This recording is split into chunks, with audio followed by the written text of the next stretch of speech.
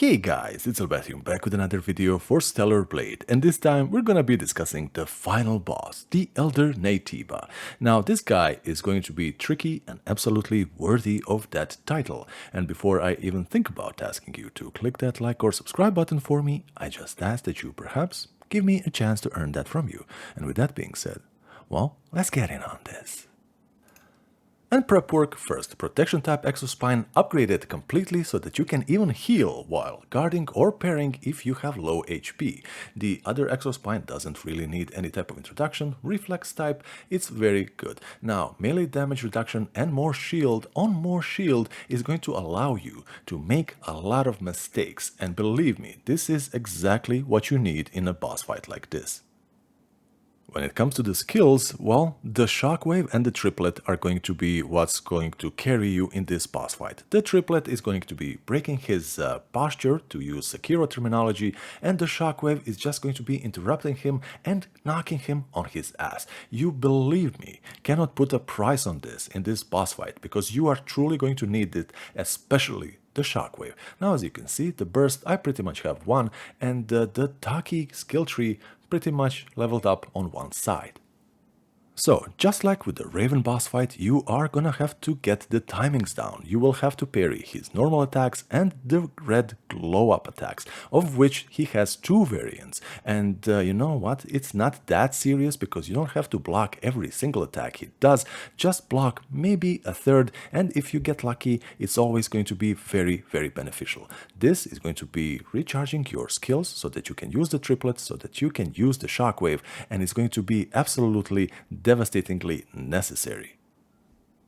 Now this is yet another teleporting boss, but do not get confused or maybe even scared when he teleports and you are still facing the same direction. This just means that the boss is going to be coming from there. You are always going to be locked onto him unless you use the ranged option, and that is going to be breaking this. So as long as you have been continuously locked onto him, you are going to continue doing so when he is also teleporting. So you will automatically be facing him once he comes. As you can see, I am still making fantastic use of the shock grenades, which are your best friend in situations like this. He does have this part when he is going to be walking away from you for maybe a second or two, and if you're close enough, this is a huge opportunity for you to keep just slashing fast. Now, when you are doing this, your goal is not really to deplete his HP, but increase your own beta energy, because this is going to be your ticket to dealing that sweet damage, maybe even breaking a little bit of his posture,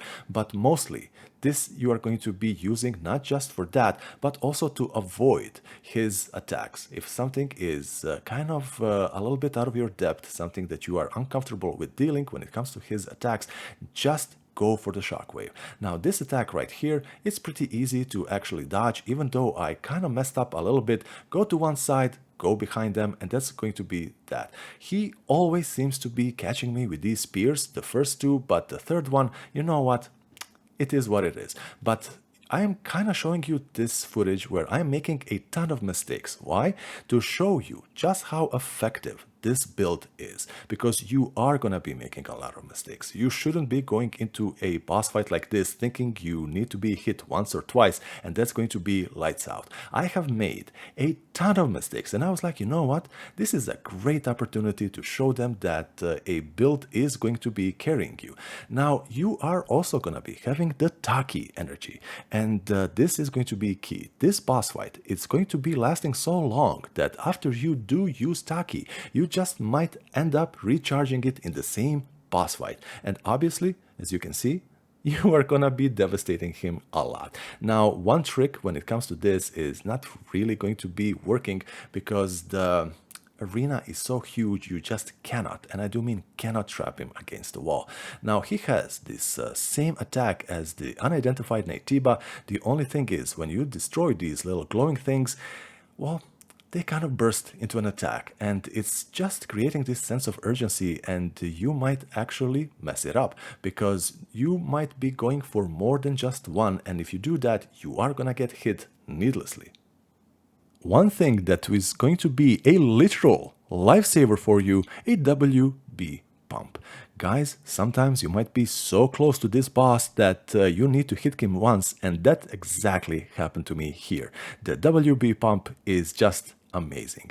Let me know in the comments, guys, because this I truly believe is going to carry you, and you do not need to have God knows what type of skill to actually beat this boss. The build, the defensive build, is just that good because it allows you to make mistakes again and again. And you know what? In a game of stubbornness, this is the game the boss is going to be losing.